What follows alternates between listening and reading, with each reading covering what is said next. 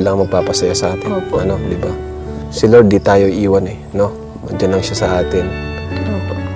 Yung comfort, di ba, ramdam naman natin kapag, ano, pag malungkot tayo, maramdaman natin, may kasama tayo, ano, di tayo nag-iisa, dahil nandyan si Lord. Kaya, ang payo ko sa inyo, palagi din kayo mag-pray. Ano? Opo.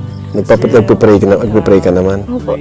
Thank you po kay Lord kasi sa hindi po kami pinapabayaan, lalo na po sa gantong lugar.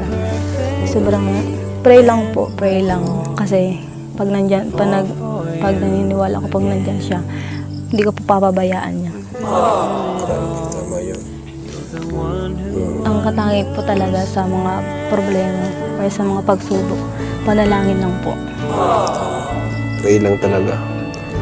At palang araw, Magiging. mawawala rin yung lungkot mo. Opo. Ano?